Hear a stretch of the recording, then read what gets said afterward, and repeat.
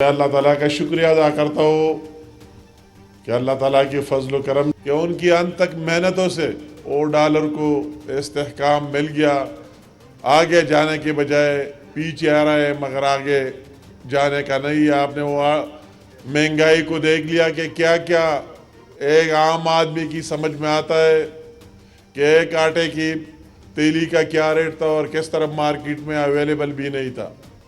اس طرح کئی چیزیں تو اللہ کا احسان ہے۔ اگر پچھلے 1 سال 2 سال کے فگر لیے جائے تو اس میں سے روز بروز مہنگائی کم ہو گئی اور 40% سے 9% پر آ گئی ہے، اور ہماری یہ خواہش ہے دن رات محنت کی کہ مزید یہ سب کا ایشو ہے، جتنے اس میں کمی آ سکتی ہے اس کو لے اور عام آدمی کو ریلیف ملے۔ اللہ تعالیٰ کا احسان ہے کہ انٹرنیشنلی آپ دیکھیں کہ وہی شنگھائی کانفرنس آرگنائزیشن پشاور میں ہوئے، اسلام آباد میں ہوئی، دنیا کے بڑے بڑے ممالک کے لیڈرشپ اس میں آ کے اور ایک پاکستان کا ایک اچھا امیج پورے دنیا میں پھیل گیا۔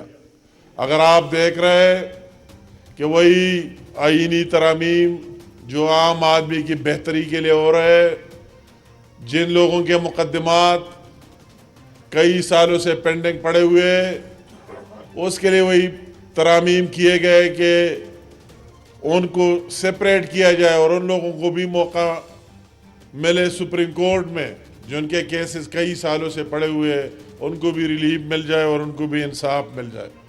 ابھی آپ دیکھ رہے ہیں کہ پاکستان کی سٹاک ایکسچینج سب سے بڑی تاریخ میں مضبوطی دکھا رہا ہے اور استحکام دکھا رہا ہے۔ بزنس کے حوالے سے، کاروبار کے حوالے سے انویسٹمنٹ یہاں آ رہی ہے۔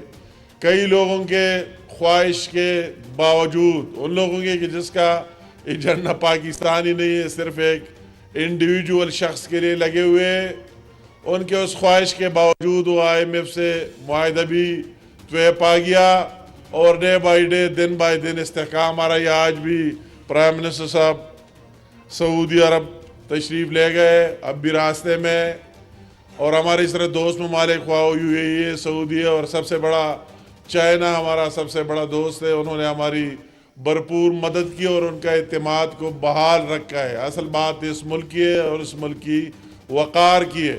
ان لوگوں کا اصل چہرہ عوام کو سامنے آ گیا کہ ان کا ایجنڈا کبھی پاکستان رہا نہیں ہے اور نہ پاکستان کی بہتری رہی۔ ان کا ایجنڈا صرف اور صرف ایک شخص کے پیچھے، اور وہ شخص کون ہے؟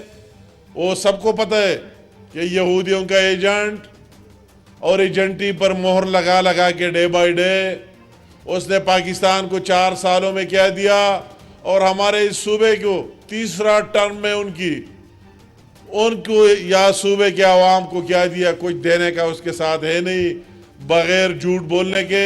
اور میں وہی ان لوگوں کو ان سے پوچھنا چاہتا ہوں، وہی جو لابنگ کر رہا ہے بیرونی دنیا میں، امریکہ میں، UK میں، کہ ایک مجرم کے لیے تو لگے ہوئے کہتا ہے کہ انسانی حقوق کی وائلیشن ہو رہی ہے۔ وائلیشن ہے اگر کسی نے جرم کیا ہے، 9 مائی کی طرح جرم کیا ہے، دوسرے جرائم کیے، چوری اور ڈاکے ڈالے، تو وہ ان کو نظر نہیں آ رہی، مگر وہی لابی کہتے ہیں کہ یا پاکستان کی ایک مجرم کو رہا کرے، ان کے لیے بات کر دیتے۔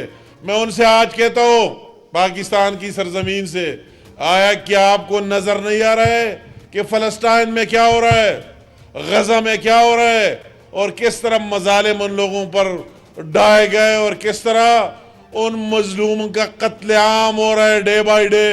کیا اگر آپ ہیومن رائٹس کی بات کرتے تو کیا وہی ہیومن رائٹس کی وائلیشن نہیں ہو رہی ہے؟ آپ میں تو وہی بات ہے نہیں، مگر جب بات مسلمانوں کی آتی ہے تو آپ کہتے ہیں کہ کتنے نیچے گرانا ہو تو چاہیے۔ اسی دن ہم نے بلیک ڈے منایا کشمیریوں کے ساتھ، وہی جو 1947 میں ان کے افواج انٹر ہوئے اور مقبوضہ جموں کشمیر میں کتنے مظالم ڈھا ہے، 1 لاکھ تک لوگوں کو شہید کر دیا، کئی بیوائے ہو گئے، ان کے گھروں کو مسمار کر دیا گیا۔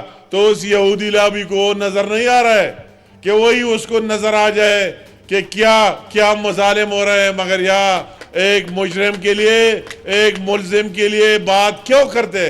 اس نے اس دنیا کو کیا دیا اور پاکستان کو کیا دیا، بغیر جھوٹ اور منافقت کے، اور پاکستان کو کس طرح ڈیفالٹ کی طرح لے کے گیا، پاکستان کی کس طرح بدنامیاں کی۔ تو ایک طرف تو وہی، اور دوسری طرف آپ دیکھ رہے ہیں کہ مگر اللہ تعالیٰ کا احسان ہے، یہ وقت گزر جائے گا، ابھی لوگوں کو ریئلائز ہو رہا ہے، احساس ہو رہا ہے کہ کون پاکستان کی جنون لیڈرشپ ہے، کون پاکستان کی اصلی لیڈرز ہے، کون سے لیڈرشپ ہے جو پاکستان کو آگے لے کے جانا چاہتا ہے، اور کون سی لیڈرشپ ہے جو پاکستان کا نام ہی نہیں چاہتا۔ آتش نیوز پاکستان کے سب سے بڑے نیوز نیٹ ورک کا حصہ بننے کا سنہری موقع، ملک بھر سے درج ذیل آسامیوں کی ضرورت ہے۔ Bureau chief, deputy bureau chief, video editor, city reporter, تحصیل reporter, district reporter, crime reporter, press reporter, نمائندہ، نامہ نگار۔ Chief executive Syed Jamshed Bukhari. مزید معلومات کے لیے ان نمبرز پر رابطہ کریں۔